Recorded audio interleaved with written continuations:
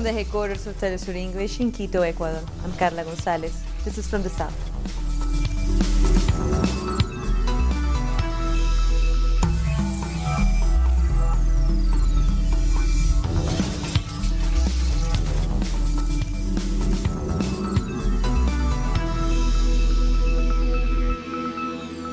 We start in the United States, where President Donald Trump has just announced he will bypass Congress and declare a national emergency to get more money for a border wall with Mexico. It's a great thing to do because we have an invasion of drugs, invasion of gangs, invasion of people, and it's unacceptable. House Speaker Nancy Pelosi and fellow Democrats have vowed to take legal and legislative action to stop Trump's emergency declaration. This comes after the U.S. Congress passed a spending bill that funds the government through September, avoiding another shutdown.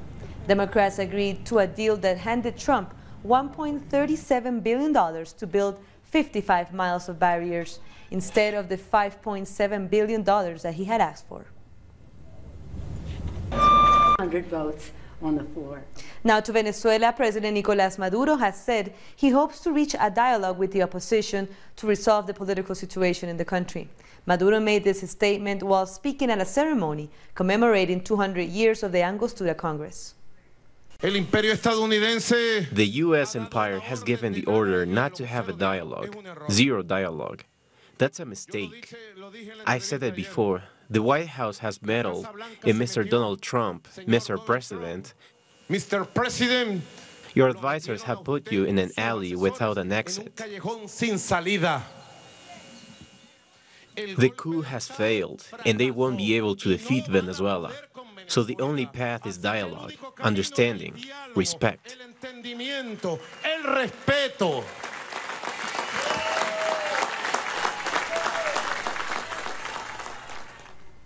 President Maduro has revealed in an interview with the Associated Press that Foreign Minister Jorge Arreaza has met with the U.S. Special Envoy for Venezuela, Elliot Abrams. I can tell you that we have had 2 meetings already with Mr. Elliot Abrams in New York. Our foreign minister has met twice with Elliot Abrams.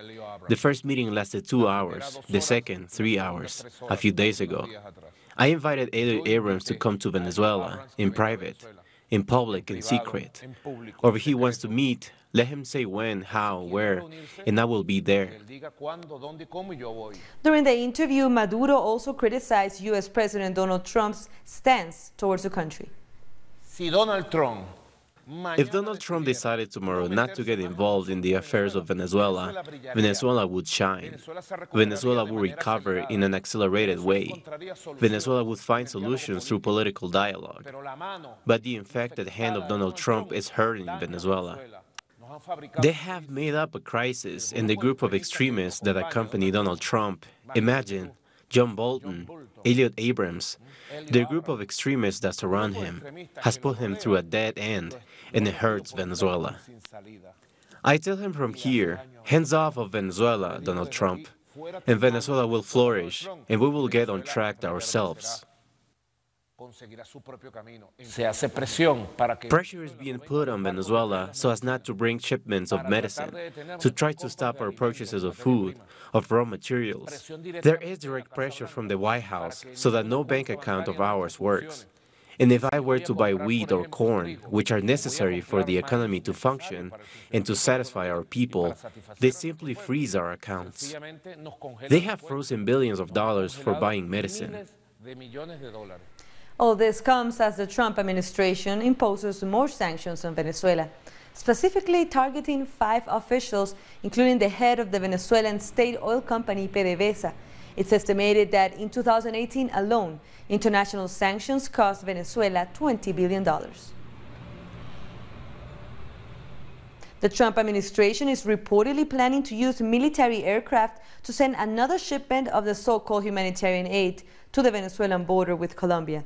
This comes as Russia's foreign ministry warns that such aid can be used to further U.S. military goals, and this should be a warning signal for all of Latin America. The U.S. is using the guise of humanitarian convoy as a pretext for military force against the Maduro government, and the people of Venezuela are the unsuspecting victims of this plot. The humanitarian convoy is nothing more than an excuse to stage foreign military intervention. All of this should be understood clearly, although it seems that the organizers may have miscalculated here. Still, this attempt at military intervention is a red line for all Latin America and the rest of the world. Russian Foreign Minister spokesperson Maria Zakharova sounded the warning at a recent news conference. She adds that humanitarian aid must be made through the United Nations office in Caracas, and it must be in compliance with international rules. However, she says the White House is plotting and using the convoy to provoke tensions in Venezuela. All forms of psychological warfare and provocations are being used, from media manipulation to blackmail and hate. The main targets are the armed forces of the Bolivarian Republic. Venezuela's military forces are inclined to rise up. Russia maintains that there is a need for dialogue between Venezuela's government and its opposition towards finding a solution to the ongoing political situation. Meanwhile, the United States continues to call for elections in a bid to weaken the legitimacy of the constitutional president Nicolás Maduro. Humanitarian action. This is a lie in an attempt to divert attention from the fact that the U.S. resolution pact presented to the Security Council of the UN, they are trying to disguise military intervention with the delivery of humanitarian aid. This is a bid to stir tensions in Venezuela and justify full-on military intervention. During a phone call this week, Russia's Foreign Minister Sergei Lavrov warned U.S. Secretary of State Mike Pompeo against any type of interference in the international affairs of Venezuela, including the use of force. Spain's Prime Minister Pedro Sánchez has called for a snap general election to be held on April 28. The announcement comes just days after Sánchez's 2019 budget failed to pass in Parliament. This major defeat came after Catalan nationalists withdrew their support for the government's budget. I inform you that with the power invested in me as President of the Spanish government, and after prior deliberation in the Council of Ministers, I have proposed the dissolution of Parliament and the calling of parliamentary elections for April 28th. Having a choice between two options, to do nothing and continue with the budget, or call an election and give Spaniards the choice, I choose the second option. Spain has to continue moving forward. Progress must continue from the basis of tolerance and respect, with moderation and common sense, excluding inflammatory politics, growing and generating quality jobs. Let's listen to our correspondent Adriana Cardoso, who has the latest from Madrid. Spain Prime Minister Pedro Sánchez has called for snap elections for April 28. The announcement came just after a meeting of the Minister Cabinet. This ends Sánchez's terms that started on June 2, 2017, after a motion of no confidence was passed against former Prime Minister Mariano Rajoy, the first no-confidence motion to pass since Spain's return to democracy. This scenario was expected after last Wednesday, when the Prime Minister's 2019 budget was not approved in Parliament, when representatives from the Popular Party and Catalan Independentist Party joined forces to block it. The government broke their relations with Catalan Independentists last week, despite needing their support to pass the budget. Right and far-right parties in the country also demanded Sánchez call for early elections during a demonstration that was joined by 50,000 people. Campaigns will start on April 13, coinciding with Holy Week. Sánchez and his government have said the right and far-right parties and Catalan independentist parties were not allowing him to govern, opposing the budget that they consider to be the most socialist budget in the history of Spain. That was a correspondent Adriana Cardoso from Spain. Now we head to Africa. The largest democracy, Nigeria, will be heading to the polls on February 16. Dirk Kotze, professor of political science at the University of South Africa, spoke to us on what this election means for Nigeria. Well, the current president, Buhari, promised when he was elected to bring more security stability to the country. That didn't really, in the end, materialize so much. There's still instability in the country as a result of Boko Haram. The contender, the former Vice President Abu Bakr, we don't know so much, because what will be his ability to bring more stability? He has been about 20 years ago. He was the vice president, so he hasn't been in a position of power or of authority of government lately, and therefore there's not a clear track record of his. So in the end, it's also going to depend very much on their a program for economic development in the country, because that is the other very important issue during the election. Though there has been some defections from the governing party, I don't think we must interpret that as if this is an indication of the general mood amongst the voters in the country. We must remind ourselves there's 84 million voters, so it's a huge population that's going to vote in this weekend. And therefore, individual political movements by political leaders are not necessarily an indication of a change in the public opinion. We'll take a short break. Stay with us.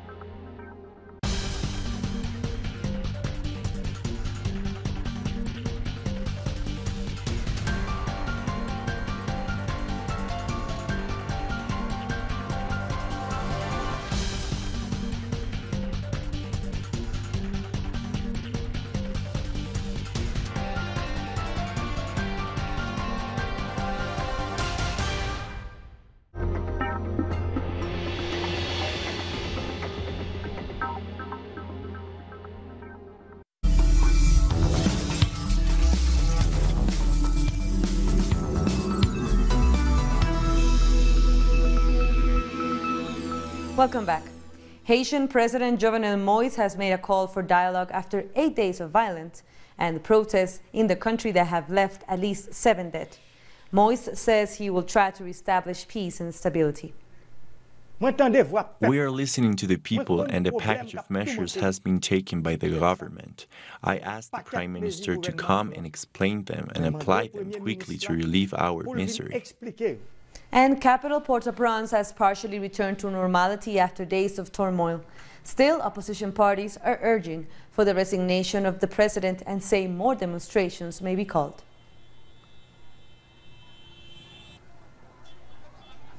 Our correspondent Pablo Pérez is in Port-au-Prince and has the latest. Little by little, Haiti's capital, Port-au-Prince, is getting back to normal after a week of protest. Several banking branches have reopened and traffic is starting to work again. This has come after President Jovenel Moïse addressed the nation on Thursday night, in which he condemned the violent protests that have taken place and lamented the death of demonstrators during the clashes with the police. Moïse said he is calling for peace and to find a solution through dialogue. But some opposition groups say the president is not addressing the real and structural problems hitting Haiti, like increasing inflation rates, the hike of fuel prices, and corruption allegations. That was the correspondent Pablo Pérez from Haiti. And 8 employees from the Brazilian mining company Vale have been detained over the dam collapse that has killed more than 160 people. The detentions were made in the states of Rio de Janeiro, Sao Paulo, and Minas Gerais, as investigations continue to clarify who is responsible for the disaster. 5 others were arrested at the end of January, 2 of them engineers accused of attesting to the safety of the dam. Meanwhile, rescue workers continue searching for bodies in the Brazilian town of Brumadinho 1 month after the dam collapse. Heavy machinery is being used to remove dirt, mud, and mining tailings. Rescue dogs are also part of the operation. Nearly 200 are still missing and likely dead. The disaster released more than 12 million cubic meters of iron ore tailings, polluting rivers. The Brazilian football club Flamengo has paid tribute to the 10 teenagers who died in a fire at its youth training center last week. Fans and players sang a song composed in honor for the victims before the first whistle during the classic against Fluminense in Rio de Janeiro. Their names were also projected on the giant screens. Authorities are still trying to determine what caused last Friday's fire, which apparently began in an air conditioning unit. Over 90% of the crimes against journalists and lawyers in Guatemala since 2001 have gone unpunished. According to the Commissioner for Human Rights, the reason for this is the lack of efficiency in investigations. Since 2001, 229 lawyers and journalists have been murdered. He says impunity is a barrier to social peace. Over the last 6 months, Colombian social and political groups have repeatedly rallied against the government and its neoliberal policies. This time, it's teachers who are striking after the government failed to deliver on its promises. Colombia's labor union FECODE, which works on behalf of the education sector, has called for a 24-hour strike to demand better working conditions for teachers. The president speaks about meeting FECODE's demands. It's not true. He hasn't met any agreement since 2009. Today, he reached agreement about funds for kindergarten education. Today, there are no supplies for food, no transport or teaching material. Kids are receiving classes in parks in the rain. In addition to the lack of job security, more than 200 teachers have received threats during the last 4 years. We also stand to defend the right for peace. The sacrifice of thousands of leaders cannot go unpunished. Duque and Uribe cannot be immune from the law. We, teachers, are social leaders, and that is why we demand the right of life. This protest is taking place while President Iván Duque is visiting US President Donald Trump. As teachers, we feel we are responsible for defending people's rights. We do not agree with Colombia intervening in the Venezuelan political situation. FECODE will soon hand over 6 petitions to the government. If it can't reach a mutual agreement, another national strike will be called. In other news, soca music may have originated in Trinidad and Tobago, but it has become the unifying sound that fuels carnivals across the wider Caribbean region. Machel Montano has embarked on a cultural collaboration project with Cuba through its artist Sima Funk. The Cuban singer makes music built on a fusion of Afro-Cuban rhythms with funk, blues, and reggae, which all have a shared history of slavery and resistance. Release it! Jump up! Release it! Our music, soca in particular, is based on unity. African and Indian come together. It have a Chinese element that came in, it have a Syrian element that came in, and it have a Dougla element. It is the greatest of all time for Caribbean music. It is the greatest of all time for island music, only because we are converging on each other organically. We have more stories coming up. We'll be back.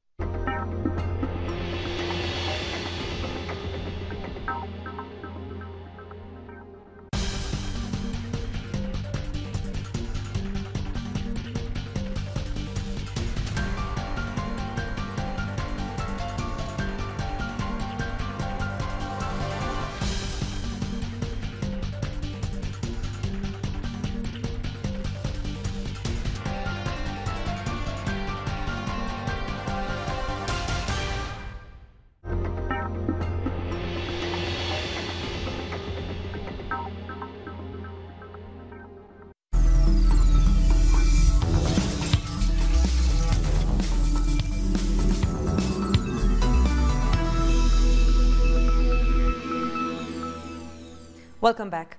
Rescuers in Zimbabwe are still searching for survivors and bodies after 2 disused gold mines flooded.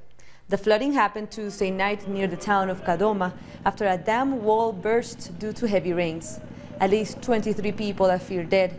Authorities say the illegal miners entered the shafts at night to evade the owners. South Africa's President Cyril Ramaphosa has denied allegations by a former party official that he worked as an apartheid government spy in the 1970s.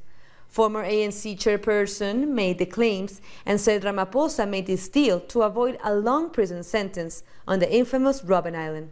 Our correspondent Matuba Matlaji has the details from Pretoria.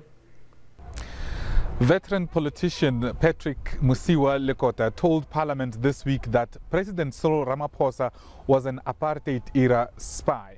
Now, Lekota is a former ANC MP and former Minister of Defense, among other portfolios that he held when he was a member of the ANC. He had since left the ANC in 2008 to form his own party. So now Lekota is in opposition to the ANC and uttered these words when the whole country was watching the debate of President Cyril Ramaphosa's State of the Nation address.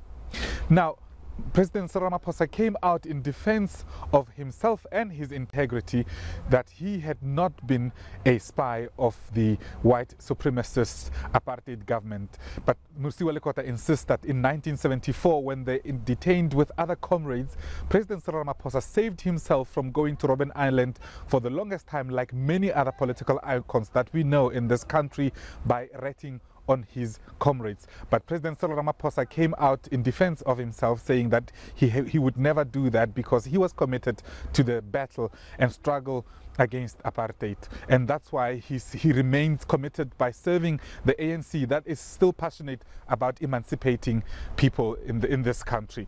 And now President Cyril Ramaphosa cannot afford such a disastrous, I would call it a disastrous PR stunt by Mr. Lekota, because it's days before elections, and during elections everybody's competing for votes, and it's just under 2.5 months that we'll be going to elections in this country. So President Cyril Ramaphosa is on damage control mode now, trying to demystify the notion that he was even in cahoots with the apartheid government at any given moment. And President Cyril Ramaphosa has struggle credentials, even having been one of the people who authored the constitution of this country. And this would be a big PR disaster for him and his party going forward into elections in May this year. Back to you, studio. Thank you, Matuba. That was our correspondent in South Africa, Matuba Matrachi. And a court in Myanmar has sentenced 2 men to death for the murder of a prominent lawyer who served as advisor to the country's leader, Aung San Suu Kyi. 2 other men involved in the crime received prison sentences. The lawyer was shot in the head at close range in January 2017 as he walked out of the airport. CCTV footage showed he was shot near a taxi stand as he held his 5-year-old grandchild. The elected parties in Lebanon have finally managed to form a government following months of bickering after the May 2018 parliamentary elections. But analysts say that might have been the easy part compared to the challenges that lie ahead. The new leaders have a huge task of turning around the country's economy, which has been in free fall for months. Public debt and unemployment have increased significantly in the last couple of years. What now faces the Lebanese economy is severe deficit, high public debt caused by too much government spending, and a lack of cash fluidity in the national treasury. These have made the government partially paralyzed. I think we cannot carry out a fundamental and rapid revolution. Now to Greece. Grow Observatory is a Greek grassroots organization that works globally to tackle climate change. Let's find out more about their work. Grow Observatory is an organization that incorporates citizen participation in the development of climate change models to combat climate change. It sends thousands of special sensors to farmers in 9 countries to collect ground humidity data to compare it to satellite data. We're mobilizing thousands of people around the world with low-cost sensors and open data to improve their own growing practices and also validate satellites in space. This way, they have managed to develop mathematical models that are reliable and can prevent fires, natural disasters, predict droughts, and combat global warming. It's bringing thousands of people together to generate new knowledge, generate new data, and share this data openly in order to solve a major social and environmental challenge. And this challenge is climate change. Farmers take part in this project by using sensors along with an app on their phones. As The visualization method we use for the data collected helps clarify specifics about ground humidity. This project involves scientists, designers, artists, and citizens. We have a digital work of art that uses data from our project to create designs on a computer screen. Finding how much water some lands can absorb and retain would be beneficial for microclimates, which are fundamental for agriculture. It would also greatly help in preventing landslide and fires. We face really urgent challenges with the environment, with climate change, soil degradation, and scientists can't answer this alone. We need data to validate satellites, to improve predictions, and citizens have a vital role to play in that. They can address data gaps for science, and they can also develop vital knowledge for themselves. Scientists and ecologists believe there's still time to stop climate change, but need to act now as they determine the future of people all over the world. Thousands of British students took a day off school to demand action on climate change. They gathered in London's Parliament Square to send politicians a message. The protesters expressed anger at the inaction of the world's politicians. We're here for change because we feel like we've been done in by generations before us, and we're not going to take it. We want change, and this is the beginning of it. I just think with Trump saying that it's a Chinese hoax, and it's just stupid. Like, it's the single most stupid thing I've ever heard in my life. And Before we end, remember to tune in to Telesur this Sunday. We will show the second episode of our new documentary series called After War. It shows the impact that U.S. military interventions have had in at least 12 countries across the world. Don't forget to watch it, only here on Telesur.